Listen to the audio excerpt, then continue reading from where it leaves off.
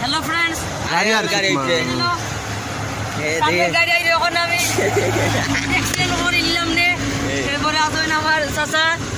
mister জায়েদ ও মুখাউকা ও দেখো আমরা এলাম সিলেট সিলেট থেকে আমার ফটো আমরা এই আসমানি সিএনজি রেল স্টেশনে উঠলাম আমরা এরপরে আসো মাহফুজ হোসেন তাইলে আসমানি বাজার তো আশা করি এখন আমরা সিলেটে যাবো গাড়ির জন্য ওয়েট করতেছি গ্যাস পাম্পে ওয়েট করতে